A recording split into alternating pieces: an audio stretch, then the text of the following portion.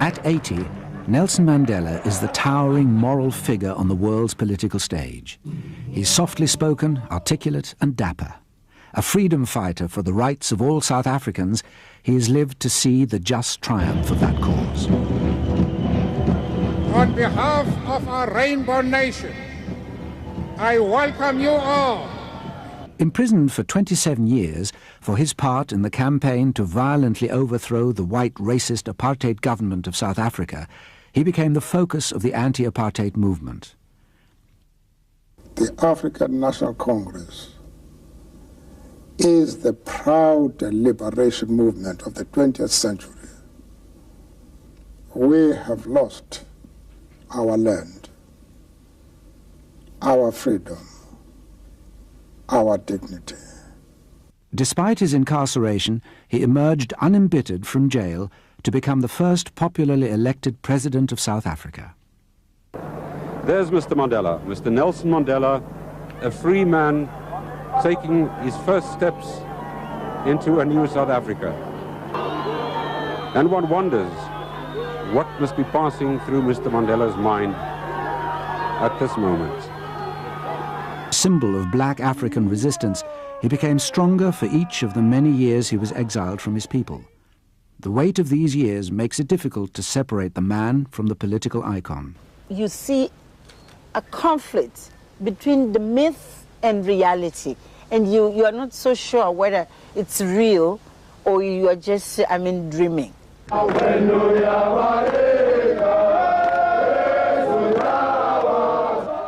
Few prisoners held for much of their lives could have emerged from their cell without demonstrating the bitterness and loss that most would feel. Mandela didn't only do that, he communicated his own vision of peaceful coexistence to one of the most bitterly divided nations in the world. I never expected to be president. My impressions are mixed. One of joy that our struggle, our dreams are about to be realized. Sadness that some of the men and women who have made this day possible are no longer with us. I wish, as I've said before, I could arouse them and get them to rise from their graves.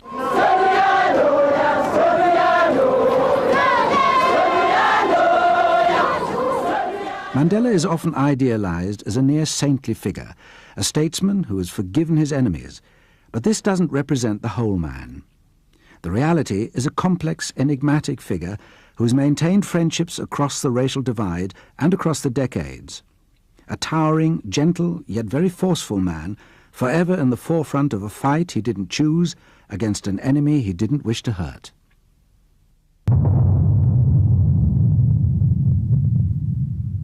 Mandela was born a chief's son in the Tembu tribe of South Africa's Transkei territory in July 1918.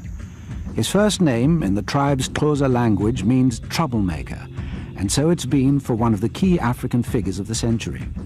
His Christian name was given to him on his first day at mission school. Nelson's father, Henry, who had 4 wives, was chief counselor to the Tembu king.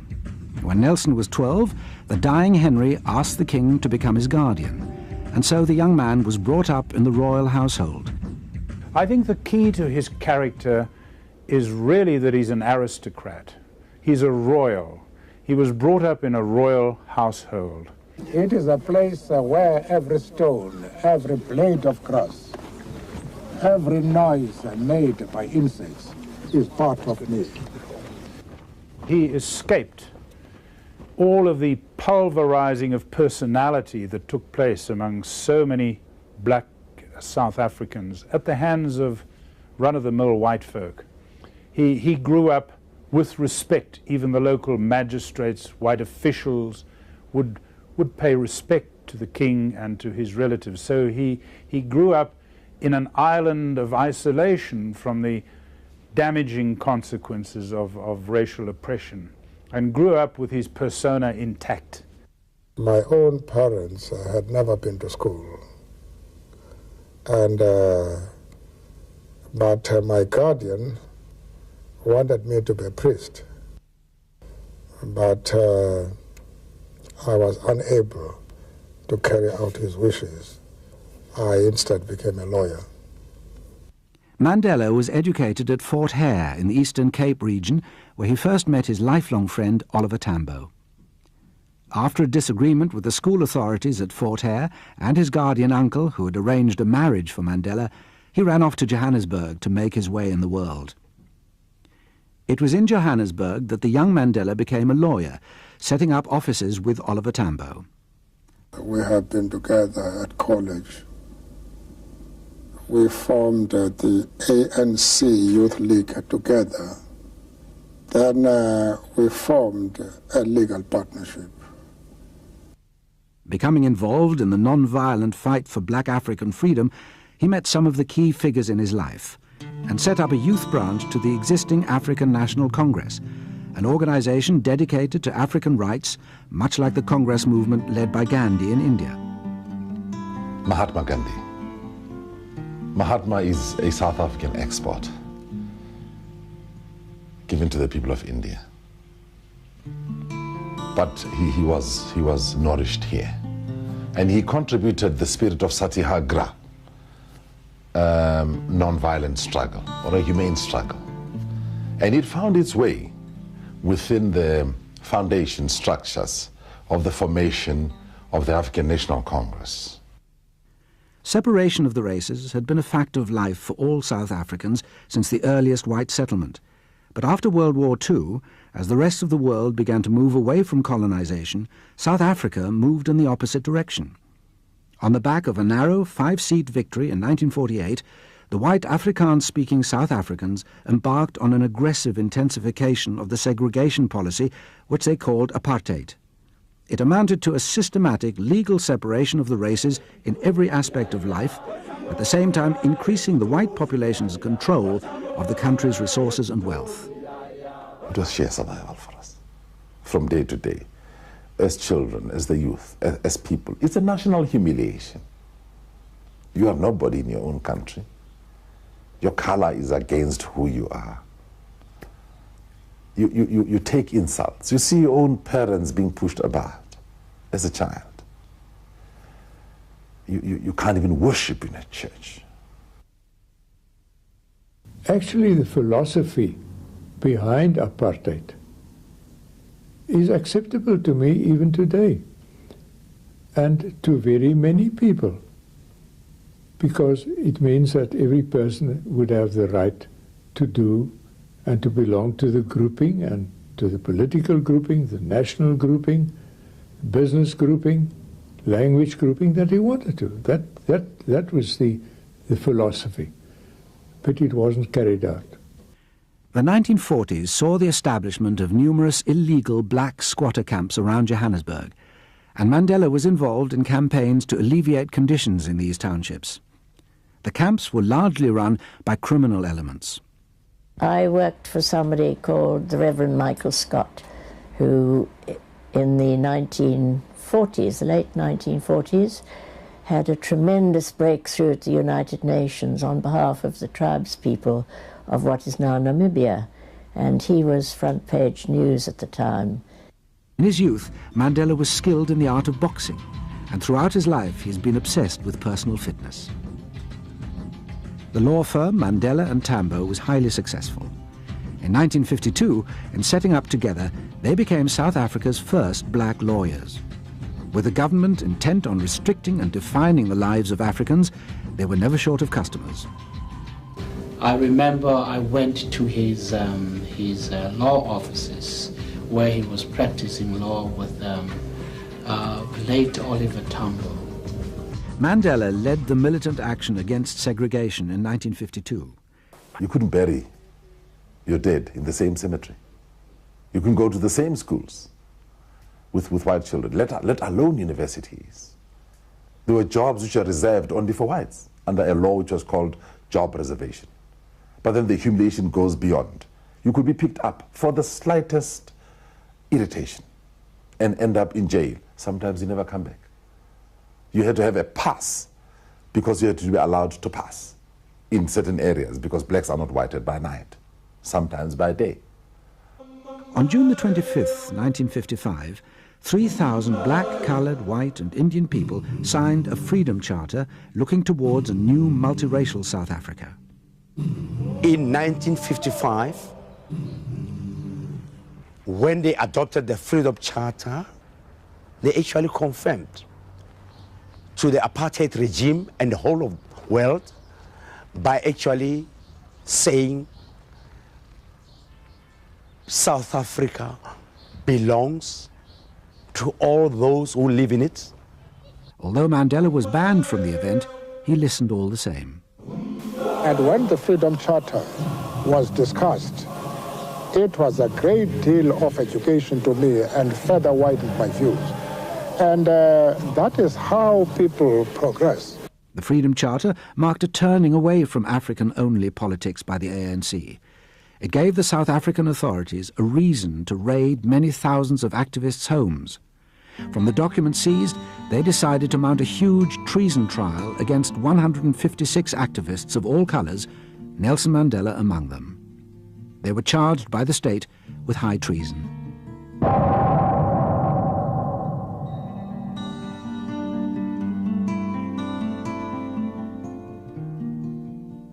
I somehow got semi-involved in 1956 during the treason trial. I took pictures of him in the trial. I was facing the treason trial, the preparatory examination. Treason trial was held in Pretoria, some distance away from the defendants' homes. They were forced to make a slow and tedious journey every day. I then come back in the afternoon, go to the office, and then come back home totally exhausted. During that great treason trial, he was a very important figure. He was among the 30 men and women who remained on trial after 4.5 years. And he was brilliant in court. And international observers came, among them distinguished lawyers, who were always very impressed by him. Just as the treason trial was coming to an end in 1960, the name of Sharpeville reverberated around the world. A demonstration, organised not by the ANC, but the Pan-Africanist Congress, the PAC, formed in 1959, saw a massacre of 69 demonstrators, most of them shot in the back. The world united for the first time against South Africa, culminating in a UN resolution against the apartheid regime. The ANC and the PAC were promptly banned in South Africa. At the end of 4.5 years, Mandela and all the accused were acquitted. Under the strain of the trial, the law firm of Mandela and Tambo had collapsed. Nelson Mandela then threw himself into full-time political work. It had been decided within the ANC that as they had gone underground after the shootings at Sharpeville, that he should lead from underground. Mandela had a series of different disguises which relied for effectiveness on the stupidity of the South African police force. All the police in the country were after him. I was working on a history of the African National Congress, and for my research I of course had to interview him, and it was arranged that I should meet him secretly in a little suburban house. Because he was supposed to be in disguise, he put on this very, I thought, inadequate disguise because he was so big, unusually tall, and he was wearing a white chauffeur's coat and a peaked cap, and he gave me a lift back to where I was living. In public, you know, when I'm moving around in public or driving, I would have a chauffeur's attire. I was sitting in the back like the madam with him as the chauffeur in the front. I had a thought that the police might suddenly come upon us and offer to help and then discover him. I later heard that he was underground. He would phone from public phones in Johannesburg. The newspapers, that's why the newspapers called him the Scarlet Pimpernel. He took enormous risks when he was underground. He told me of one occasion when he was in the streets of Johannesburg And if you were underground, you had to be absolutely on time to the minute. He was waiting for the car that was supposed to pick him up, and it wasn't coming, and it was late. And he suddenly saw one of the security police coming towards him, and he thought, you know, this is it. And the man, he was a black cop, came past him, and as he did so, he gave the ANC thumbs up sign. A peaceful strike crushed with extreme violence in 1961 led Mandela to reconsider the terms of the ANC's struggle with the South African government. Now, if Dr. Verwoerd's government doesn't give you the kind of concessions that you want sometime soon, is there any likelihood of violence? There are many people who feel that the reaction of the government to our stay at home, ordering a general mobilization, arming the white community, arresting 10,000s of Africans, the show of force throughout the country, notwithstanding our clear declaration that this campaign is being run on peaceful and non-violent lines, close a chapter as far as our methods of political struggle are concerned. There are many people who feel that it is useless and futile for us to continue talking peace and non-violence against a government whose reply is only savage attacks on an unarmed and defenseless people. And I think the time has come for us to consider, in the light of our experiences in this stay at home, whether the methods which we have applied so far are adequate. For almost 50 years, the ANC had been totally non-violent and had got really nowhere in face of the apartheid regime. The ANC did not go in 1961 to a fully fledged armed struggle. It was only a sabotage campaign to avoid a loss of life. Mandela the lawyer was replaced by Mandela the freedom fighter, leading the now expanded ANC paramilitary organization Umkhonto we Sizwe. In January 1962, he was smuggled out of the country. He was going to learn guerrilla warfare.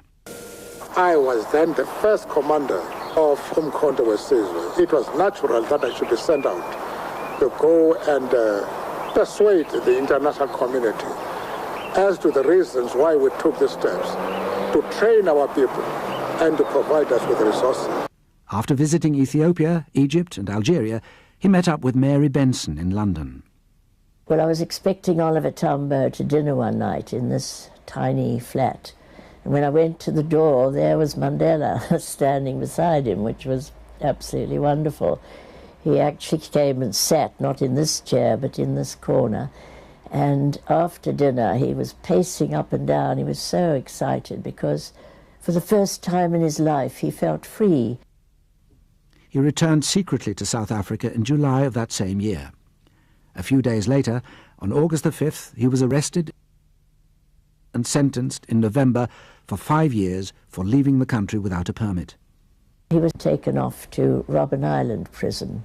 And then in 1963, his greatest friend and most important leader, really, Walter Sisulu, and the others were captured at a house in Rivonia. And that led to the big Rivonia trial. And suddenly Mandela was brought from Robben Island, and to their surprise, they found him among the accused. The accused are Nelson Rolihlahla Mandela, Walter Max Ulyate Sisulu. Initially, the accused faced numerous ill-defined charges. These were dismissed. Ahmed Mohamed Kathrada, Lionel Gabriel Bernstein. Seconds later, they were rearrested by the secret police, who were determined to ensure they would all either be imprisoned or executed. They are charged on 2 counts of sabotage, 1 of contravening the Suppression of Communism Act, and the second set of charges included sabotage, guerrilla warfare, violent revolution, and furthering the aims of communism. An ANC escape plan was hatched to free Mandela during the Rivonia trial. I vetoed the plan which came from the organization when I was awaiting trial. They planned to rescue me from jail. And I said to them, look, people in the she-bins are talking about rescuing me. And that information has reached me in prison. If it has reached me, it has reached the authorities outside. And there are 6 gates which have to be opened before you can reach me. And to give a task like that to an organization like Umkhonto weSizwe, which has no experience of actual action in the field, would be disastrous. And I said, let's postpone it. So the trial, he was #1 accused and became world famous when he made his great statement from the dock, which has become a historic, really magnificent statement, when he said he would be ready to die to continue the struggle. How many men can say that? How many? He is found guilty on all 4 counts. The crime of which the accused have been convicted, that is the main crime, the crime of conspiracy, is in essence one of high treason. The sentence in the case of all the accused will be one of life imprisonment. Mandela was sentenced to life imprisonment and started his sentence on Robben Island, a prison some 7 miles off the coast of Cape Town. Sentenced alongside Mandela was Walter Sisulu. Ahmed Kathrada and other Rivonia defendants joined him on Robben Island. Because we landed here on Robben Island in June of 1964. Mm-hmm. Now June in Cape Town is rainy, it's cold, it's windy, very miserable. It is cold. Both the Atlantic and the Indian Ocean affect that island. Things were very tough. We were working very hard. First of all, for 6 months just breaking stones, but then going to the quarry, working with the picks and shovels. Wherefore, for days on end, they had to sit there with picks, with hammers, breaking stones. And those materials were utilized to build the prison itself. So the prison has been built out of stones that had to be dug out, mined from Robben Island. A huge hole has been left, a gaping hole. People were denied shoes. People were forced to work inside the sea, on the beach, removing bamboo. Life on Robben Island was harsh, and the prison regime was bestial. They were forced to wear shorts all year, and the less noted prisoners were subjected to brutal attacks. A few died.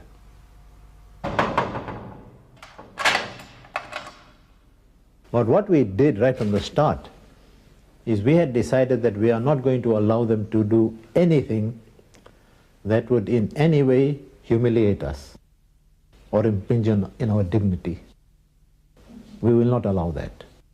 We will work at the pace at which we can work, not at the pace at which they wanted us to work. So right from the start we had to establish our own standards. Survival, I understand it to mean the ability to face and overcome experiences, even experiences which would shatter many men and women. That is what I would understand as survival. At the time of their actual sentencing, it was worldwide news, but once they had been deposited on the island, there was very little information coming out at all. And at that point, at the United Nations, I was asked to go and speak specifically about the men, because I knew some of them. And there were articles written, but for quite a while there was very little. And it was a very big job building up the whole story. Even though he was locked away on Robben Island, Mandela knew of his significance to the South African people. The nationalist government would go to any lengths to discredit or remove him. He treated every course of action with extreme caution. He regarded a suggested escape plan brought by a prison guard as a likely assassination attempt. The plot was conveyed through a warder that he would provide me with diving equipment so that I can take a boat to the mainland. And in the mainland, I would then be provided with transport to escape from the country. No real politician could fall for that. And I immediately became suspicious that, no, this is a plot. and either to kill me or to disgrace me that I tried to escape and I was caught. Visits were restricted initially to one every 6 months to include close family members over 15 years old only. Winnie found visiting difficult at such great distance and through various banning orders. I knew no children are allowed to come and visit us. You don't have your doctors who can come and examine you. Make it difficult for lawyers to get in touch with you. Allow your family to hope that they are coming to see you, traveling from thousands of kilometers on land, air, and on sea when they come to see you. And you are allowed only 30 minutes to communicate with your mother. Only. Your brother can come during the other 30 minutes. But then you communicate something to your mother about something, or she says something about the struggle to you. That is terminated. Your brother does not even see you because you have violated your conditions. You only saw your mother for 17 minutes. And she had come to tell you that your brother had passed away. She never even got a chance. While he was in prison, Mandela's eldest son, Tembi, was killed in a road accident. It was very, very painful for Mandela. One of the warders wrote about how he stood that night looking out of the little window in his cell. He doesn't easily show his emotions. When his mother died or his son died, he'd come back and you can't see it by his action or in his face that he's come back with some serious information.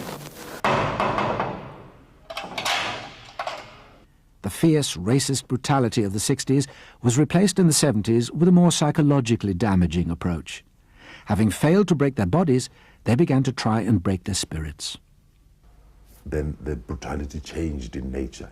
It became less physical and more psychological. Denial of letters of communication from home. 1 letter in 6 months. No studies. For us, we could stand physical pain, not psychological pain. Eventually, the men's protests helped to get better and better conditions over the years, but they had a most appalling time. It wasn't that they were tortured. Nobody would have dared torture these leaders, but the conditions were very bad, and they were deprived of all news. I got a letter which must have been my first letter or the second letter after we arrived here in November of 1964. We arrived in June. They didn't give me that letter. 18 years later, when we were transferred to Portsmouth prison, I was given that letter. It was from my brother, but the contents that they objected to. There has been a change of government in Britain. Harold Wilson and the Labour Party are now in power. After a period of years, the regime relaxed sufficiently for political prisoners to be allowed study privileges. Robben Island was our university. It was destiny for us. We changed conditions of deprivation into victory. One had the opportunity to read the good books and novels, autobiographies, and historical work. The story of the fight against apartheid, which later became the Mandela autobiography, A Long Walk to Freedom, was written on prison paper and hidden away. When the president wrote his autobiography, he used to give it to me to go through and make my comments. We took the originals and buried them in the garden here in plastic containers until one day they started building this wall. And that wall went through the garden. And we panicked, and the next morning we quickly came out, those of us who knew, tried to retrieve what we had buried. So we managed to retrieve some, the rest was caught. After this, the study privileges were removed for 4 years.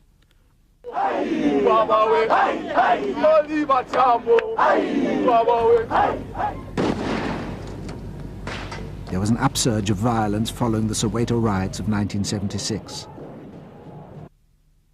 By By this time, Mandela's symbolism for young people in South Africa and for the rest of the world was enormous. The then Bishop Desmond Tutu and Winnie Mandela were at the forefront of the struggle. To the outside world, they were the visible face of the anti-apartheid movement.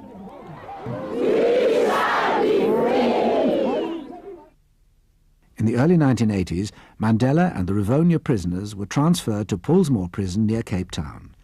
Prison guard Christo Brand transferred with him. One evening they called us in, they said we must also pack our things. I'm transferred to Pollsmoor. And then I found out there's other 4 prisoners also packed their things. That was Mandela, Mlangeni, Sisulu and Mushlaba. Relationships between the guards and the inmates mellowed over the years, and while they were never overtly friendly, they could behave in a more civilized fashion to each other. Mandela was a moral prisoner. He was a human being. He understood the needs of the warders. We understand each other very, very well. But there was small problems sometimes occur, but we solved it out between ourselves. Clear, apartheid could only be maintained by the ever more swinging use of force against the opponents of the regime. The two sides had reached a stalemate, a violent equilibrium in which the government couldn't defeat the ANC and they in turn couldn't overthrow the government. In that state of deadlock, the country was declining, and both sides began to realize that they would end up with a wasteland. This is when secret talks began. One of the people in the government who had met Winnie on a plane flying down to the Cape began talking to her, and as a result of whatever was said, without anybody knowing, these talks were building up, only with Mandela. And he had decided that it was important to begin negotiations with the government. First, Govan Mbeki and then Walter Sisulu were released in late 1989. Then, on the 2nd of February 1990, de Klerk unbanned all the proscribed political organizations, including the Communist Party. The bulk of the imprisoned ANC leaders were released then. 9 days later, on February the 11th, they released Mandela. The whole world, for the first time, saw him. None of us knew what he would look like. And there was that magnificent moment when he walked through the gates of Victor Verster prison. That is the man who the world has been waiting to see. His first public appearance in nearly 3 decades.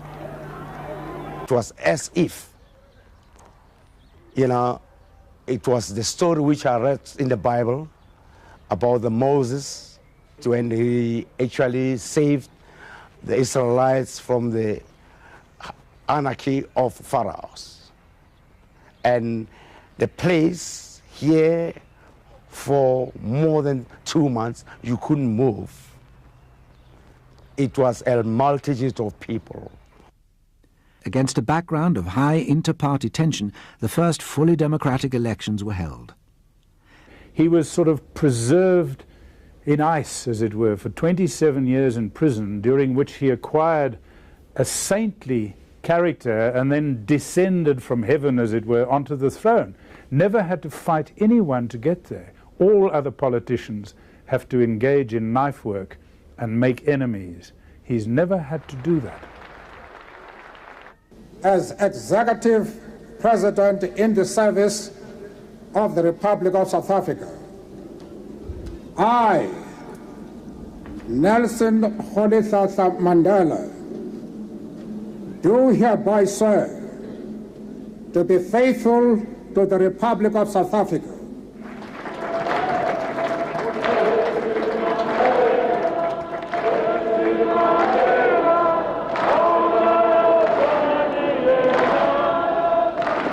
let bygones be bygones.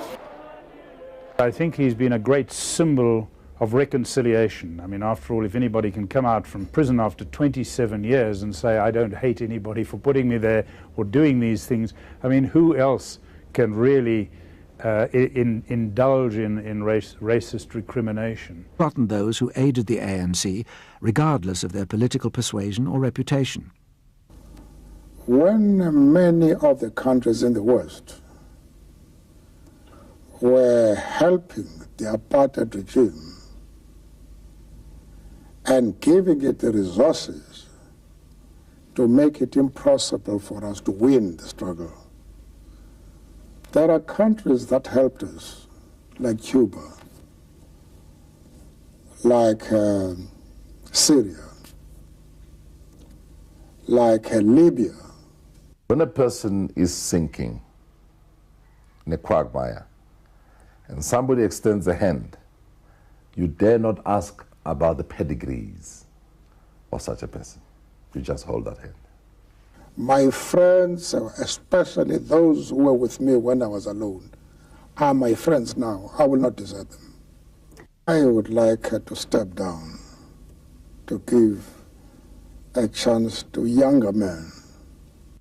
As Mandela prepares for a retirement that few would begrudge, it's clear that the world will lose a statesman of immense stature, while South Africa comes to terms with its own nationhood.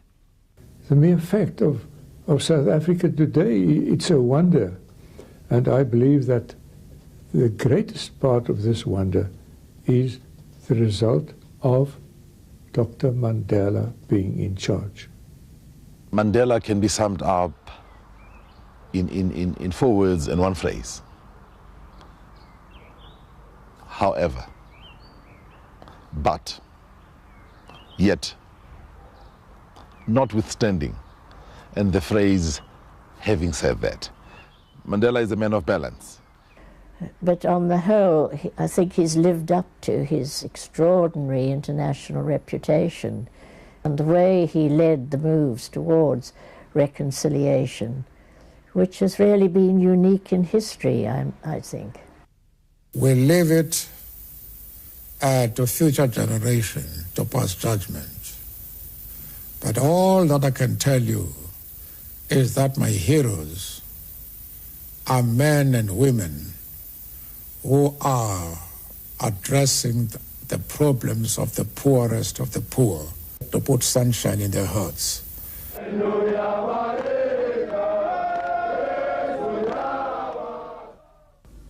Without the African National Congress, its members, its supporters, we would not have had freedom in our lifetime. Mandela attributes collective leadership for the success in founding a new South Africa, but history may show his role was the crucial role. My daughter, youngest daughter, said to me one day, I grew up without a father. My father was in jail. But I had the hope that one day my father will come back and that I'll have a father and enjoy his love and his support. I did not know that when my father returns, I will still be without a father, because my father has become the father of the nation.